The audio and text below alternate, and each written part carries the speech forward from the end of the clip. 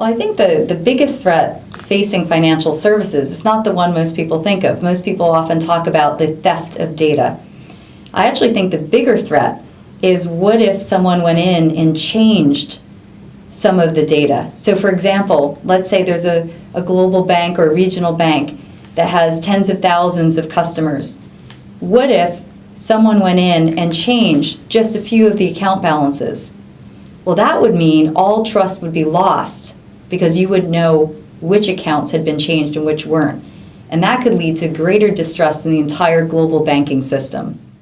I think that insider threat is a significant risk to the financial services industry. Now, it's interesting because this industry has already gone through something very similar with insider trading.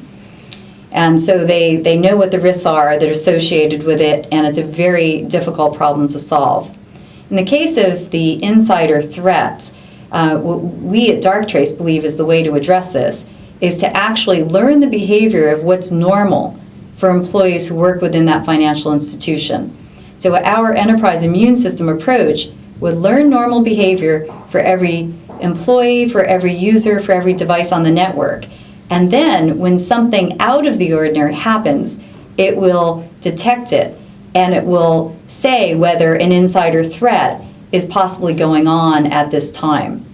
And that will then be investigated by the threat intelligence team at the bank and confirm if there's an actual threat or risk underway.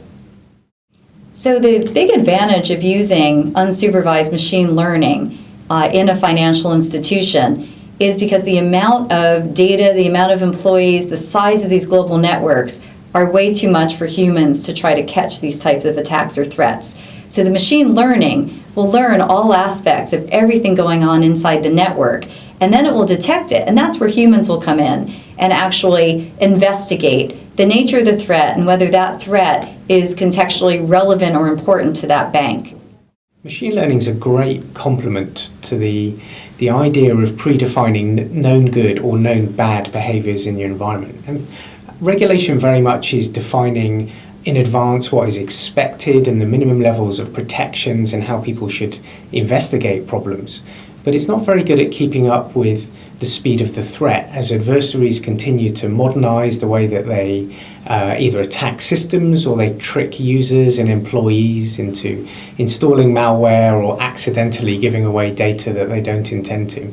And machine learning is really a great approach for handling that. By learning what is normal for the environment, my behavior every day, how I use my devices, how I interact with all the corporate data in the systems, in the data centers and all over the world, we can have a really detailed understanding of what is normal for me. And if my behavior changes because I've been hacked, or maybe I've become disaffected or malicious and I'm starting to take risks from the enterprise perspective, then that's easy to catch because the system has a real deep understanding of me and what it means to be me within the business processes in which I work.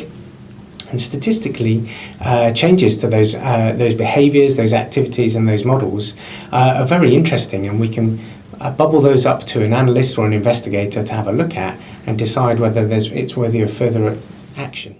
I think the financial services industry is better than most at understanding risk and weighing up the risks that they want to take. What a machine learning approach or an immune system approach gives you is the ability to identify that things are going on, even when you haven't predefined in advance that might be interesting. And so as a complement to all of the old ideas about allow specific behaviors or stop specific behaviors, the idea of situational awareness that, hey, something's changed. Did you expect this to change? Why is this individual behaving like this? Or why do my servers now talk to clouds and other countries that they weren't previously doing that? That's not a result of some changes I've made. Perhaps something untoward is going on with that server estate.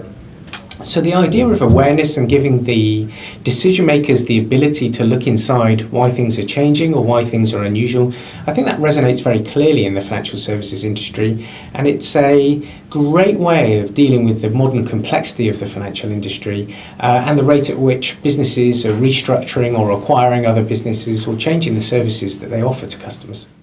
Privacy issues are really interesting and really variable around the globe. So in parts of Asia, in parts of Europe, there's a very high regard for privacy, and in other parts of the world, there is a very different view that businesses are allowed deep insight into the actions of their employees, and their employees' actions should be justifiable.